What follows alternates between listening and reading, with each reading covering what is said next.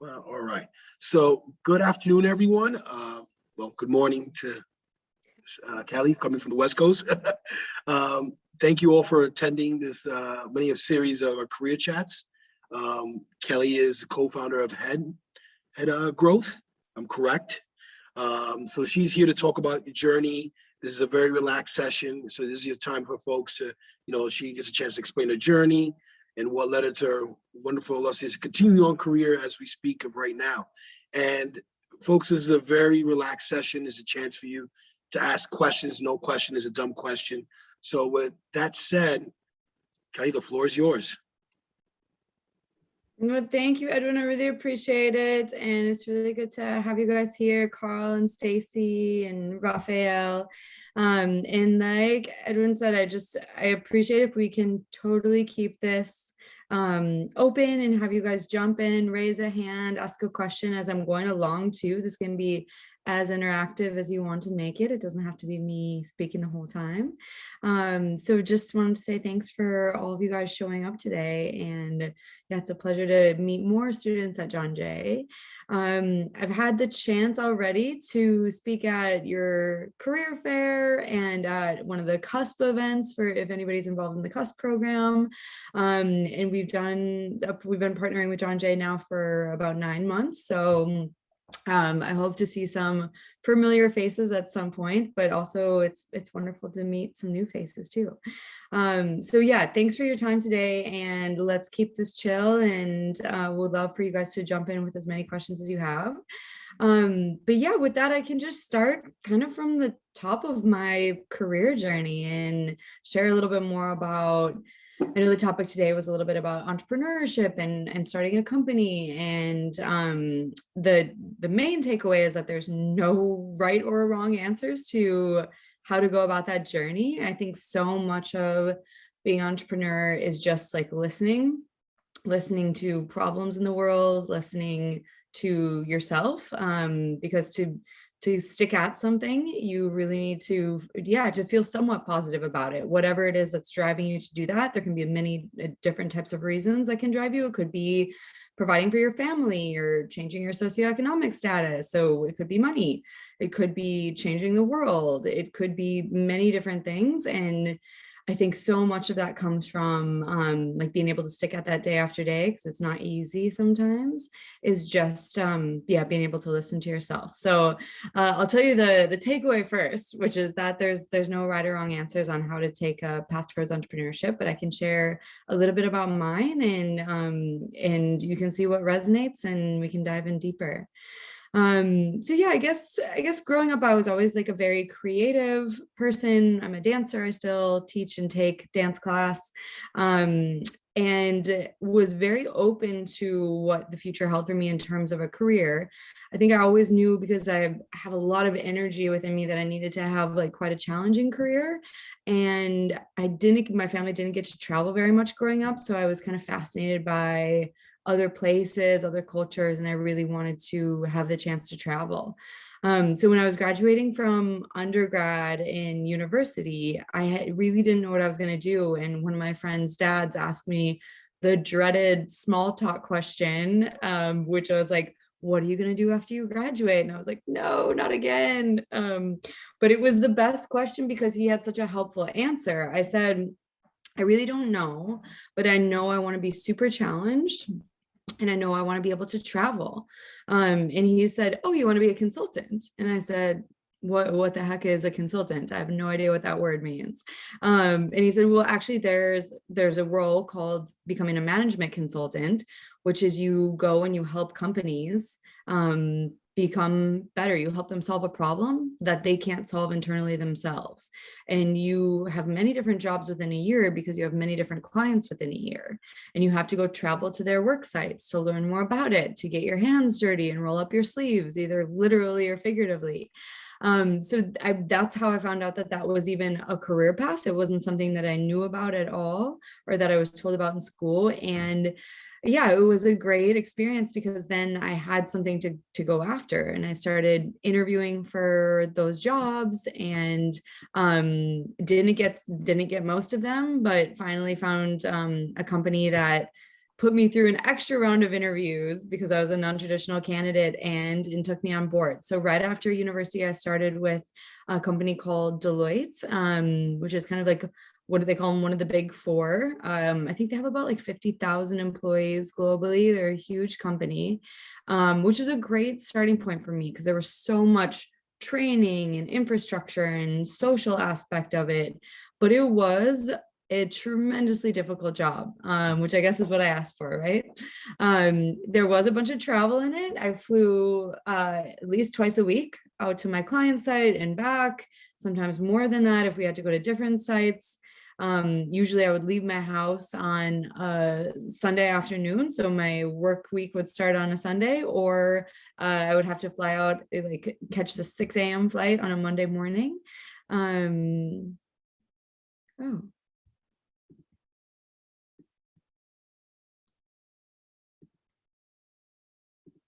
sorry, am I here? Am I okay? You're good.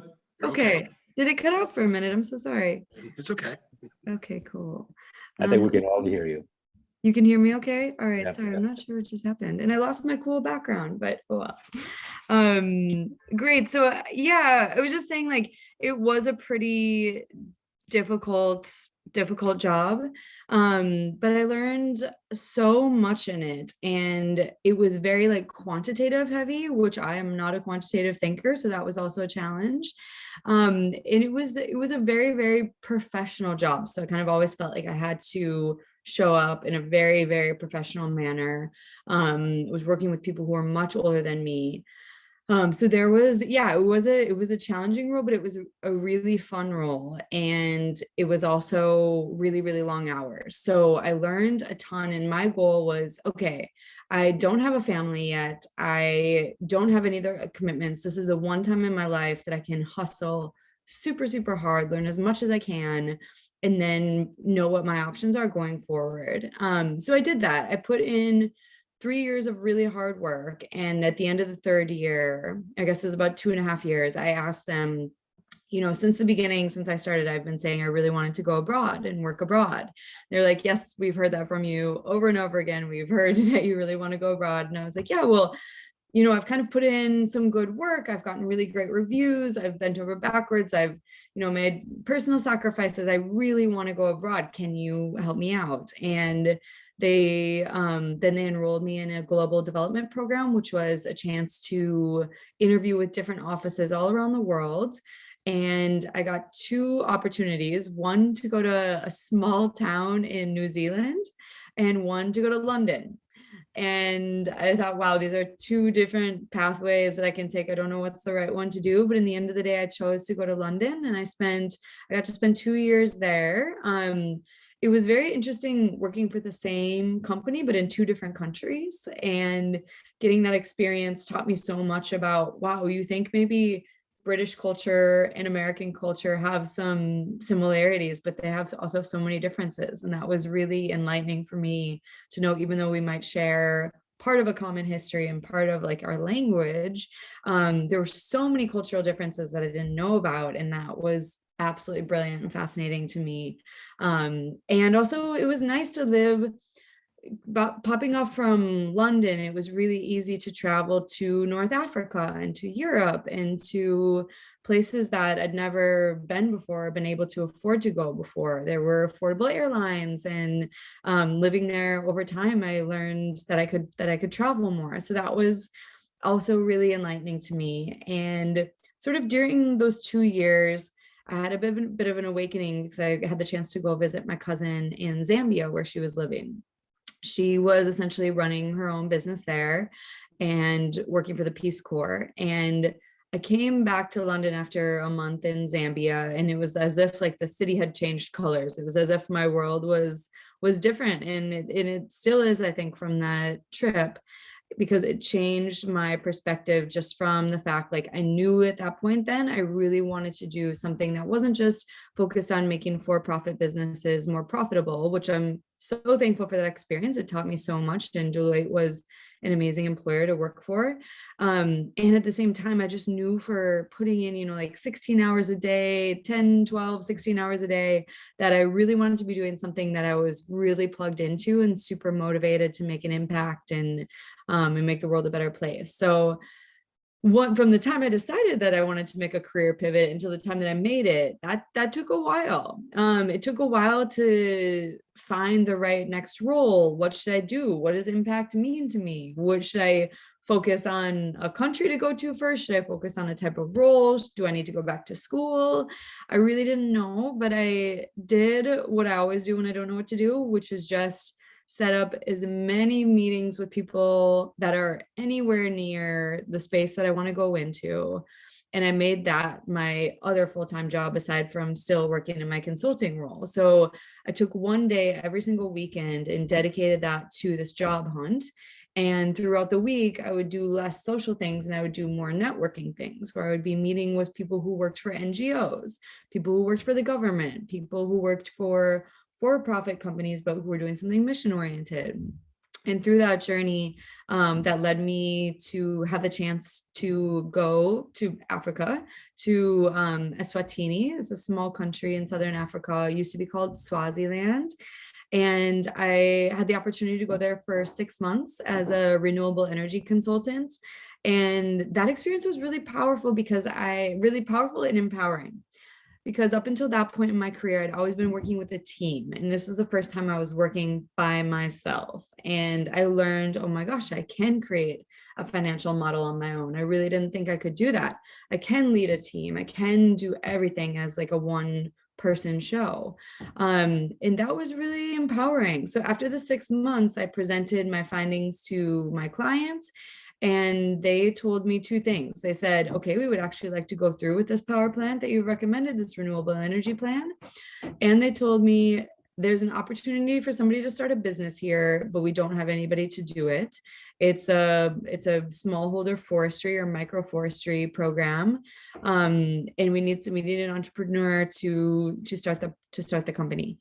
To start this program. So both of those things put my little spidey senses up and thought, well, these are really interesting opportunities. Can I continue living beyond the initial 6 months in Eswatini? And the long and the short of it is I stayed for 4 years and I had the chance to start the microforestry program, to start my own thing for the first time with the support of my clients. So they were financially backing the program. And I had the chance to hire my own team for the first time and really run a business for the first time on my own as well. And again, like so many challenges along the way that we can unpack. If you guys are curious, I'll leave time for Q&A at the end.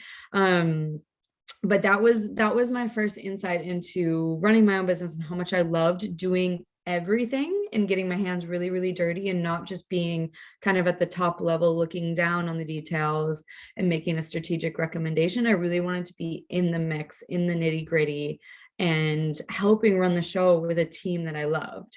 And in that time, that's when I had the idea for the company that we're now focused on, which is called Skillfully. And I'll share a link with you guys during the Q&A session. But what led me to think about Skillfully was when I was hiring people, I noticed that my very best employees were the least formally educated, or they didn't have the shiny brand name experience on their resume.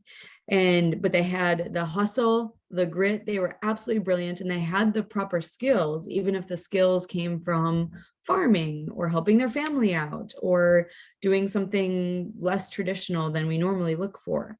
And had I been using some sort of like Monster or Indeed or LinkedIn search to find applicants, I never would have found my very best employees. So I thought, there's got to be a better way. I wonder if other people are also interested in hiring based on skills, not based on academic pedigree or who these people know or where they came from or what brand names they've worked for in the past.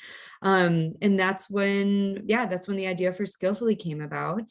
And I decided to move back to the US and start business school at Berkeley Haas in that would have been 2019. So I just graduated in May. It was a 2-year program. And I spent the 2 years of that trying out different pilots, failing a lot, finding my co-founders who I'm now working with, and building a team, raising money, and standing up and building out the technical platform that now is Skillfully, which we launched in January, and we've been running ever since. So for the past about year and a half, I've been working on this full time. And when I graduated, I just knew, I knew I wanted this to be my full-time focus, and I had the fortune to be able to do that. So that's what I'm working on now. And Skillfully essentially is that we call it the Equitable Employment Platform. And it's a way for students like yourselves to connect to employers and get more access to interviews and jobs.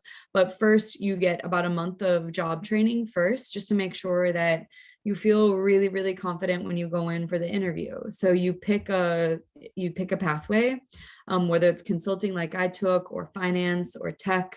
Those are kind of our focuses for now. You pick a skill path, you do about a month of training, and then you start meeting employers. And it can be in place of having an internship, because you do get a virtual internship on our platform. You can stay for longer than 1 month and get more training, which leads to like a more robust internship, or you can stay for a shorter amount of time if you really just want to hustle for the job now. But that's sort of that's the Skillfully model, and that's my journey in a nutshell. And yeah, I'm sick of hearing my voice, so I would love to hear from you guys. Maybe when you ask your question, you can also introduce yourself, so I get to know each one of you a little bit. But yeah, really appreciate you listening and love to hear from you.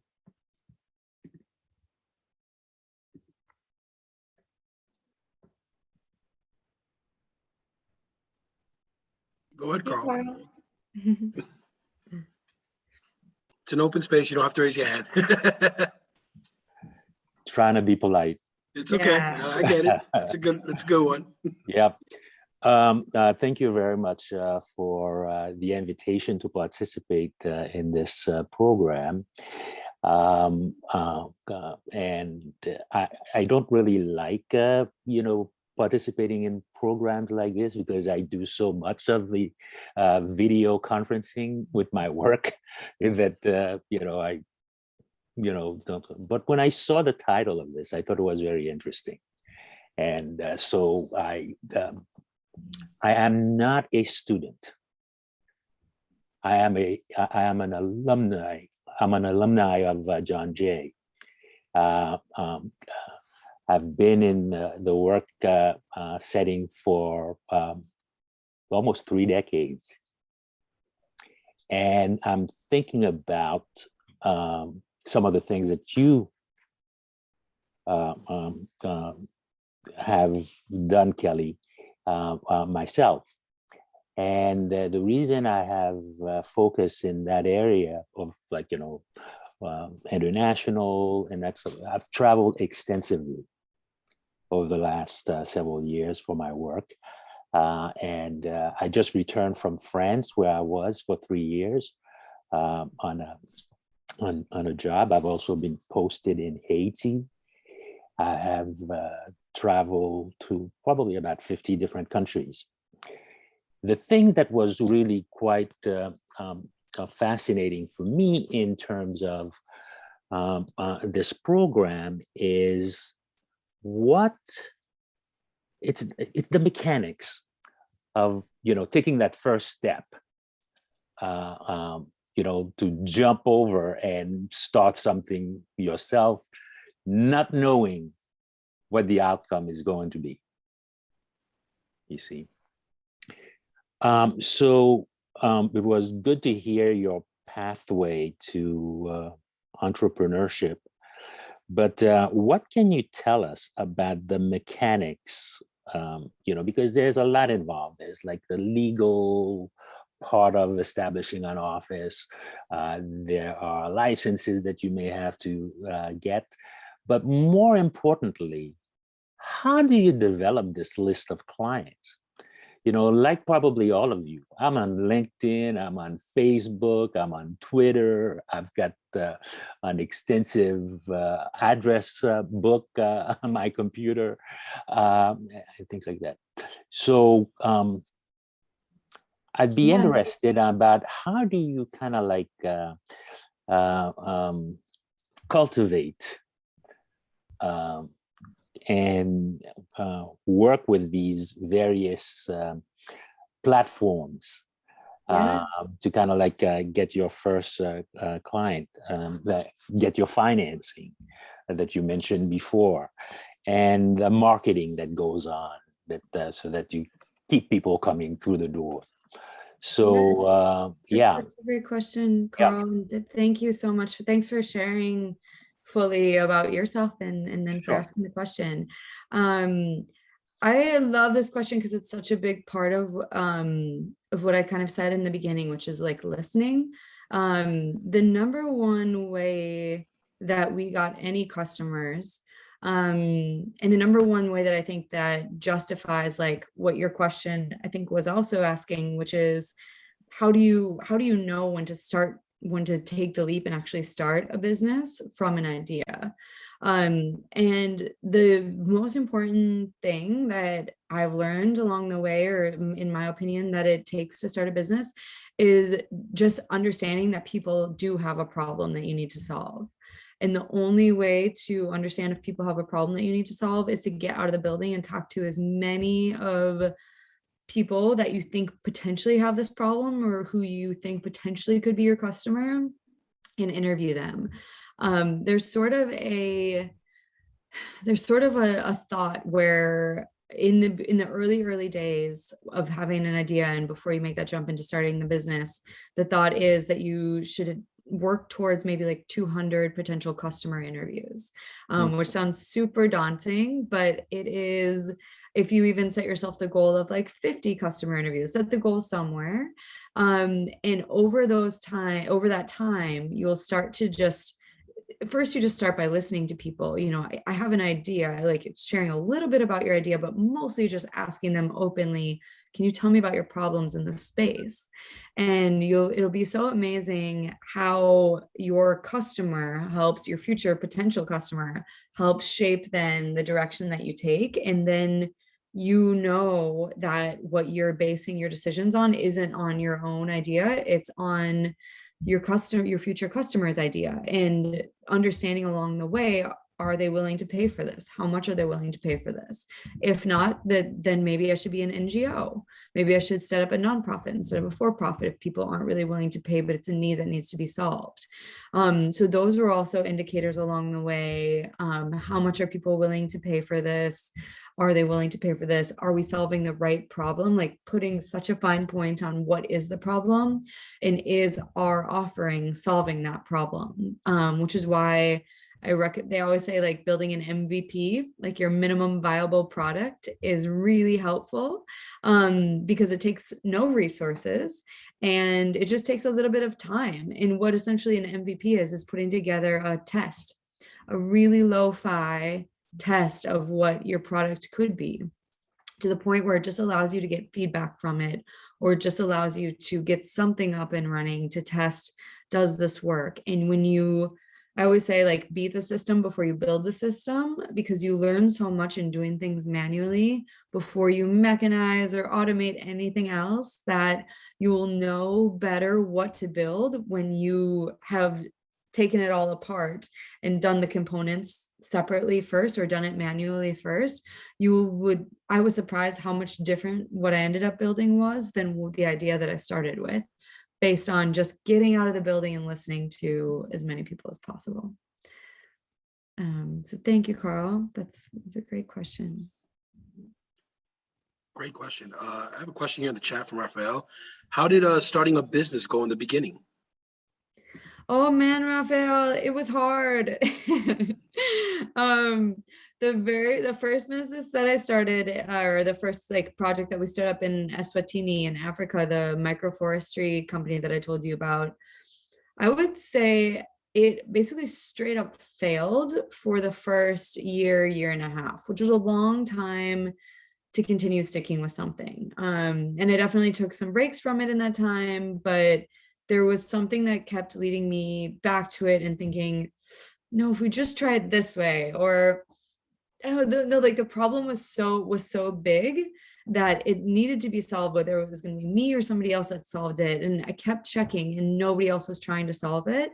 So I thought, I just felt a responsibility because it was partially linked to the environment. There was an environmental crisis happening.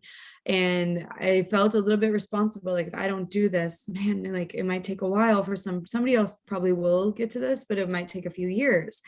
So I would say in the beginning, super tough. With Skillfully, I took some of those learnings with me from the first business, and I think something that made Skillfully go a lot better than the first business that we started was just like being really intentional about finding the right co-founders early on, and like finding the right team. And then once I have the right team, actually the solution doesn't matter because the three of us, then I have two other co-founders, come from such different backgrounds. We could sit in the same meeting and hear three different things, and triangulating that into a perspective that then we can go forward with, that was balanced and coming from three different angles, and with three different skill sets, that really helped Skillfully do a little bit better than my first one. And you're saying, how did you, yeah, I love these questions, Raphael. Thank you.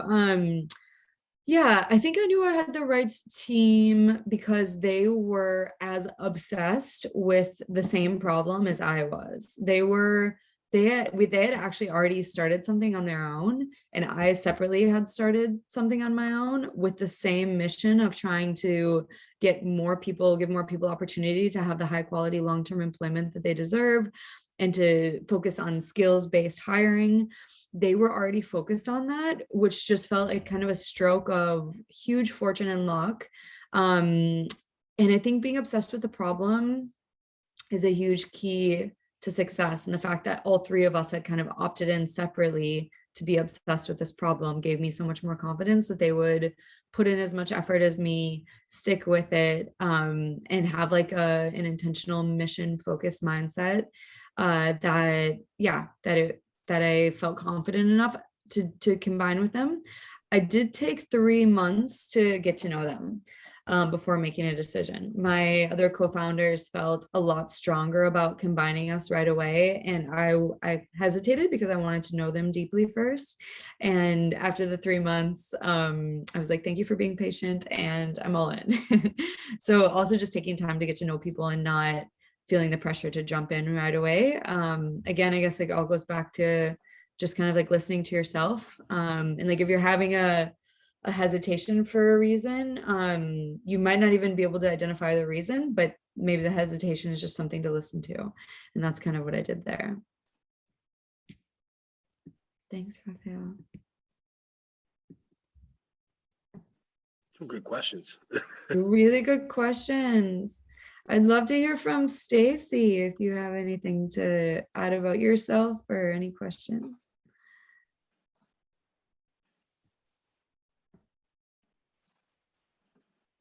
But yeah, no pressure otherwise. I was going to ask how time management was. Oh, actually, never mind.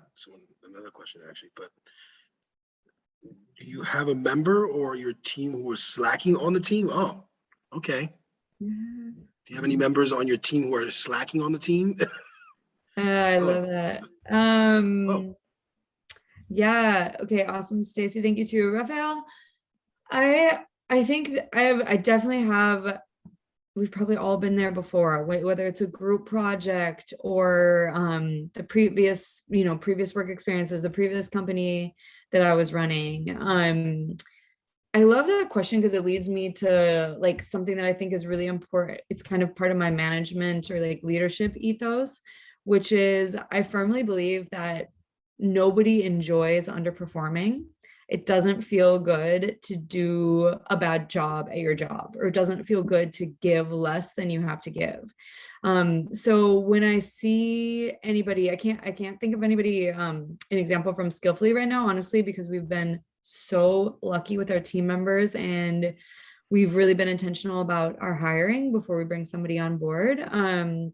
So we haven't had that problem on Skillfully, but I've definitely run into it before. And I think as a manager, as a leader, I've always, if assuming this person is on my team, I've just thought of it as like, okay, this doesn't feel good to them. I wonder what's up. Like there's got to be something behind this. And it's also my job to be sure that I'm motivating them in a way that I'm speaking their language in terms of motivation. So I take a lot of pressure on myself for that, to understand what motivates the team members and almost like try to get ahead of anybody slacking. And if they are slacking, I might more view it as like, okay, what support do you need? What support do you not have? What doesn't feel good about this? Because I know it doesn't feel good for people to underperform or slack. It just doesn't. We like to feel like we're, really giving it, like our work is appreciated. And if somebody's demotivated, maybe they just need some time off. Maybe they want a different role. Maybe the management or the leadership is doing something that's demotivating to them. Maybe they're not getting enough team time. Maybe they're getting too much team time. So I am always fascinated by the question of like, okay, how can I help? That's one of my like, in the back pocket of whenever something's not going right, I always try to pull out that phrase of like, okay, how can I help? And that helps me see through the difficulties in front of us. And it's like an action phrase of like, okay, this sucks, but what's in my power to help this person? So yeah, thank you, Raphael. Does that answer your question? Okay, cool. You can jump back in if I can. Yep, you give a thumbs up. I know Stacy had a question of what advice will you give us when it comes to what you're doing? Tell me, Stacy, can you tell me a little bit more what you mean by that? I want to be sure I answer the right question.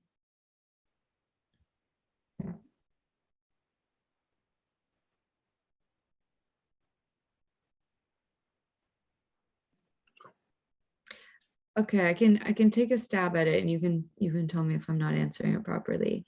When it comes to like what I'm doing in terms of I guess kind of like running a business right now or starting off, yeah, I think some of the best advice that I've had, aside from listening, is just making sure you have like the right support system around you. I thought of this with Carl's question too, Carl, because it's really hard to do entrepreneurship or to start a company all alone. You can always start, like I happen to have co-founders because that's what I prefer, and that's what I feel really lucky to have, because I am a pack animal. I know I like to co-create and collaborate. I have other good friends who are entrepreneurs who really love being the solo founder, unilateral decision making, easier that way. But at the same time, even if you're a solo founder, being sure that you have other people kind of in a similar position or in your same world there to support you, I think is absolutely critical, maybe especially in entrepreneurship, because it is a road that won't make sense to everybody. For example, like my family members, my mom's a teacher and my dad's in the medical field. Neither of them are entrepreneurs, and financial stability can be like very important. And so when I went and left a very stable job to go strike out on my own, there were of course some alarm bells going off for them. And if I didn't have examples of how this had worked, and if I didn't have people around me who are also doing the same thing, it can be difficult to be your own cheerleader all day, every day. And also it's a way to share resources. There's so many resources out there for entrepreneurs. And if I hadn't come back to the US and gone into school in the master's program that I did, I would have really struggled probably to do it all on my own, or try to find grant funding, or try to find resources. So I would say like surrounding yourself with people who are very supportive of you, finding the right mentors who are a little bit ahead of you and can say, don't do this, don't do what I did in this area, do what I did in this area, or who can really, really listen to you and your predicaments and advise you properly. And then just having peers, whether they're your same age or not is regardless, but peers who are in a similar boat or a few steps ahead of you doing whatever it is that you want to do. you will just share so many more resources that way, and you don't have to do it all alone. I think it's way too, in that, like, I would have given up right away had I not had community around me. So just knowing that you deserve community in whatever sense that is for you, is like probably some of the only advice that I'd give, aside from listening to yourself and listening to others along the way. Cool. Yeah, Stacy. Yeah, I always hesitate to give advice because I think you're your own best advisor. But yeah, I really love the question. Thank you. Carl, you got your hand up. Go for it. Yeah. The floor is yours. Thank you. You have emphasized on several occasions the importance of identifying a need that needs to be filled in order to. Do you apply the same approach that you've been talking about for the last, say, 30 minutes or so? Do you apply the same approach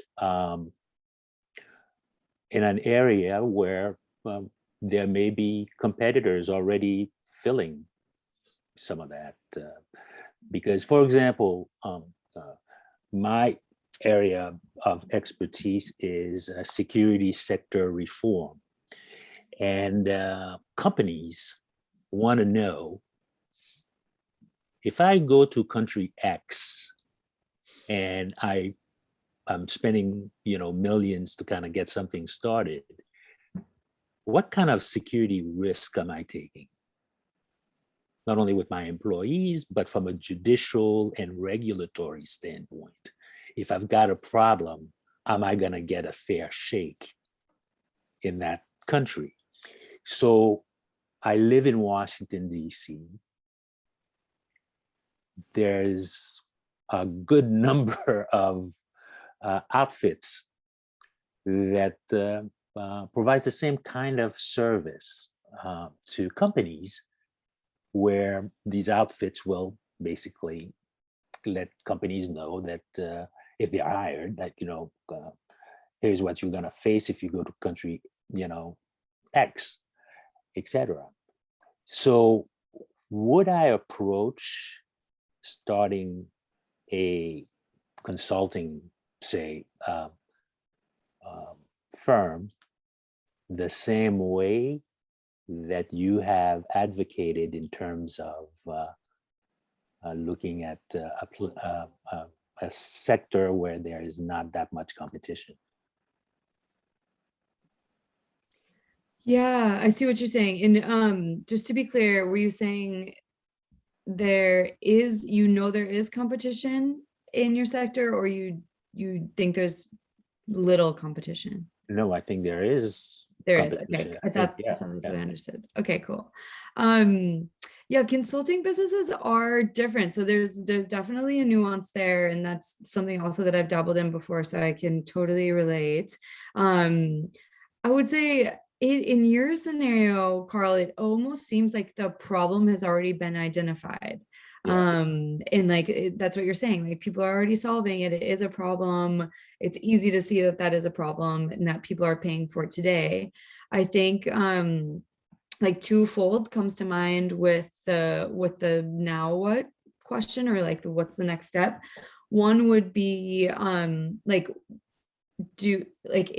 is there a need for more people doing this? Like, I'm sure that's your biggest question of like, okay, I have this expertise. If I strike out on my own, will I get hired? So trying to understand like how much demand there is. Are there people who are doing this? Are there consultants who, like, let's just call them your competitors, who are on the beach, like, as they say in consulting, who aren't getting staffed right now, who aren't finding work? Or is it the other way, where they're way overstaffed and they need more help? And I guess one way to, you might already know the answer to that, or one way to do that would be to like support one of them, or collaborate with one of them, or be one of their subcontractors for a point in time, where you could understand their deal flow and their pipeline, and you could like have a maybe safer space or softer landing of converting into the consulting world on your own, because you're doing it under somebody else first, and you can see how much demand there is firsthand, but also just like collaborating and interviewing some of them, meeting with some of them, talking to the companies who do this, see if they're needing subcontractors. But maybe you're already doing all that. The only other thing I would say is getting really into the weeds and mapping what niche might be missing in the security world or the world that you're in. The international establishment, like I don't know exactly what you call it, but like setting up operations in a new company or in a new country, getting into the nitty-gritty of like what is provided today, what is there less of, what skills or services are there less of, or like what's the big hairy problem that consultants can't do easily, and maybe making like a little bit of a matrix against your skill set, in understanding like, okay, either like getting into the weeds of, I don't do this, but this is a problem. So if I find a co-founder with these skills, we could collaborate and then we could fill this part of the problem that's not being solved. Or this is the really painful part of the process that I'm willing to do that maybe other consultants don't like to do. So I can collaborate with them and deliver that part of it. So almost like getting a little bit like structured and quantitative about the way that you map out the problem and the solutions. That's helped me in the past of like mapping out competitors, mapping out solutions, using even like a spreadsheet to do that, and thinking of like all the different services that one offers and how many people are offering which ones are in the highest demand. And that can kind of lead you to zeroing in on where there might be like a niche in the market that's missing right now that you could potentially fill. That's what comes to mind. This is very, very helpful. Thank you. Yeah, absolutely. It's a great question. You have a question here for Raphael. If someone wanted to go into the entrepreneurship route and starting a business, what tips would you give? Yeah, I would say sooner than later, just start experimenting. And kind of going back to that MVP idea, minimum viable product, of just like, okay, let's say I wanted to start. Raphael, do you have an example that you want me to use? Is there a specific business that you're considering, or like topic at all? Let's just say, let's just throw it out there, social media. Okay, cool. So if you are like, hey, I want to be a social media influencer, let's just say, if that's something that was interested to you, and you're like, or you're like, let's say you're like, actually I want to be somebody who promotes and who is like an agent for influencers, but you don't have any clients, you have some knowledge in the space, but you're not really sure where to begin. I would say always just like a little bit of research under your belt. Like even desktop research is a good place to start, just so you know a little bit of the trends, a little bit of the vernacular before you start interviewing people and before you get out there. But I would say don't spend too much time on that, because especially as a student, you have this special card that says student on it. That means you can ask anybody for their time for an interview, and just ask them just say, hey, I want to hear more about what you're doing. I would love your advice. I'm interested in the space and I'm doing some research on it. Sometimes through school, you can also get an independent study to like research something that you're interested in. I did that a couple times. And that just gives you like hours in the day that you would normally spend on another class to actually look into what you're interested in.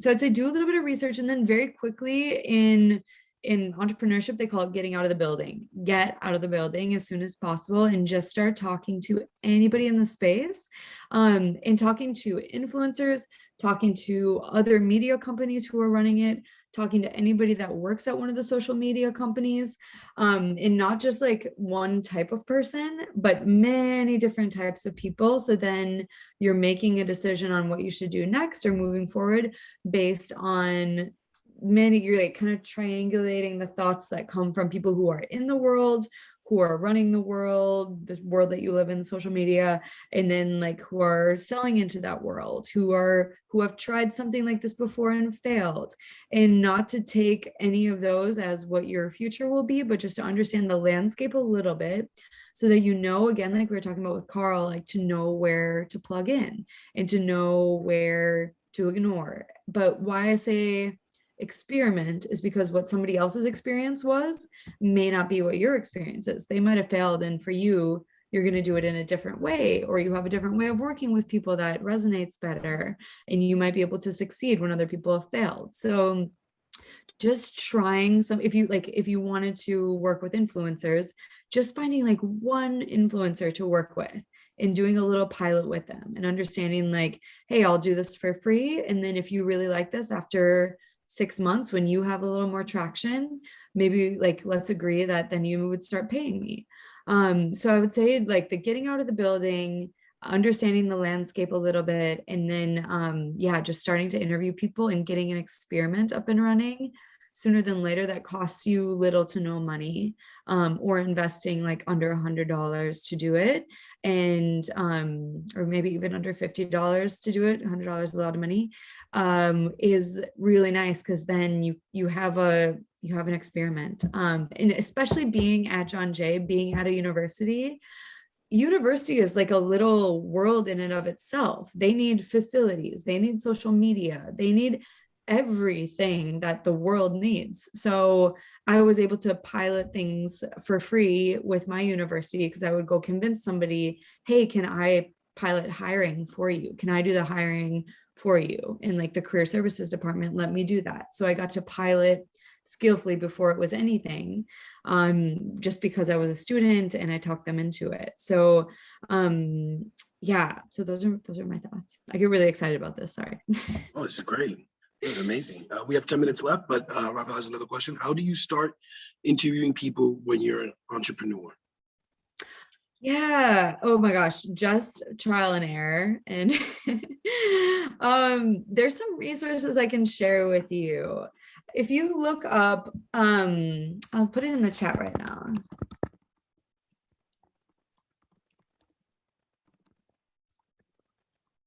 Okay, so the lean startup methodology is basically a lot of what I've been referencing kind of comes from this methodology of starting something that that's based on being relentless about understanding the need that's out there and being sure that you're solving that exact need.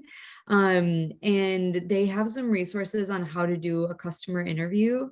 That there's, I think it's called the Lean Startup Methodology, or the Lean Startup is a book that is also super, super helpful. And it just helps you focus basically not ask leading questions and ask super open questions, where you start to lead something called like a customer discovery workshop on these calls. I would just like trial and error, and would learn how to ask questions in a way that would sound like less threatening to somebody, or how to phrase what I was working on in a way that was like really honest, but also I didn't talk too much about me, because I just wanted to get like 15 minutes of their time and I wanted to hear everything from them. So you'll get better at it as you do more of them. And what some of the classes that I've taken recommend is like just starting with like 10 customer interviews a week, which sounds like a lot. So it's nice if you have a partner in crime to do some of these with. And I would do like not more than 15-minute calls, 10-15 minutes even. If you really want to talk to somebody, just and you get the sense that they're incredibly busy, say you'll even take 5 minutes of their time. And I would say setting up meetings with like a very short and snappy intro email, because people just zone out when it's a long amount of text and they won't respond to you. So just constantly putting yourself in the other person's shoes, who is probably somebody busy who you want to talk to, and somebody who you can get a lot of information from. So like not interviewing somebody unless you really have a reason for it. So I've definitely gotten sucked into those, like, oh, I have a friend who you should talk to, and just saying yes to it, and then not having much to ask the person. So those are some of my tips, but I think overall I've had really good luck with asking more open-ended questions and less leading questions. Wonderful. Well, folks, we have a couple of minutes left. These are amazing questions. I've learned a lot myself too as well. I have one question actually for you, Kelly. How do you stay grounded, given, everything? For you personally, just I know as an entrepreneur, it's exciting, daunting, and you deal with sometimes, like you said, a lot of failures that come along the way. But how does one stay grounded, motivated, hungry? Because it's tough. For sure. Yeah. I think it's definitely like, yeah, it is tough. And I've been saying to friends recently, like every day is a little roller coaster, and the more roller coaster, kind of the more chill I become in a way, almost, because it's all relative. And also you can like see the future, and you see that like these spikes and troughs everything's actually fine. So I stay grounded in a couple different ways, mostly just like having kind of what I said, like a community, to Stacey's question, a community that keeps me grounded. So like my family, my friends, other entrepreneurs that are out there, my partner, like people that just keep me very grounded and hold me accountable and know my weaknesses and help me with my tendencies, like my more negative tendencies or the tendencies I don't like about myself. So having people that hold me accountable, I would say, really helps. I have to have a creative outlet. So I need time away from work to choreograph dance and dance. I also need a lot of like, I'm a really active physical person. So I need time to be in nature and to run and to cycle. And that's something that I've told my co-founders up front, like, hey, if you don't see me online for 2 hours, we're all going to benefit. I need that headspace. So I guess just like knowing boundaries, keeping great people close. I also just like knowing how imperfect I am. Like I'm definitely not a perfectionist, and being cool with knowing that I'm going to make tons of mistakes. And I think the number one thing that keeps me grounded is knowing that I really just have one job. My only job is to protect the 10 people on our team and take really good care of them, and protect all of our users and take really good care of them. And that's all that matters. I don't have to grow the business, actually. I don't have to respond to that email, actually. There's another entrepreneur who I heard use this phrase one time. It really inspired me. He said, get comfortable with letting fires burn. So like everything might be on fire. Which fires am I going to put out? And then knowing that I can go to bed with some of those fires still burning.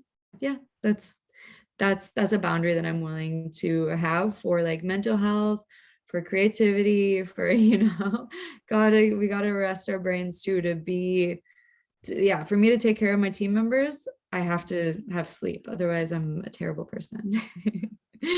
Great to hear. It's great to hear. Folks, we're running down. Any final thoughts, questions? I just want to say a huge thank you to you guys. I'm going to put the Skillfully website and my LinkedIn in chat right now, because I would love to connect with each and every one of you. It was a privilege to get this time with you guys. I really appreciate it. No, thank you very much, Kelly. I do appreciate you taking the time, especially you're out there in the West Coast. That's why I always say I'm flexible with time, because I forgot you're on the West Coast. But enjoy the extra sun time you get that compared to us East Coast do get. But thank you so much for the time. I really genuinely appreciate it. And I think these folks here as well benefited from your knowledge and expertise. Wow, thank you. I never think of myself as an expert, but I really appreciate that. I'll take that to heart. Final thoughts? Thank you guys. Okay, thank you, Carl and Raphael and Stacy. It's been such a pleasure. And yeah, don't be a stranger. Please connect with me on LinkedIn. Take care. Awesome. Okay, guys, have a great day. Thank Have a good day. you. That will conclude. And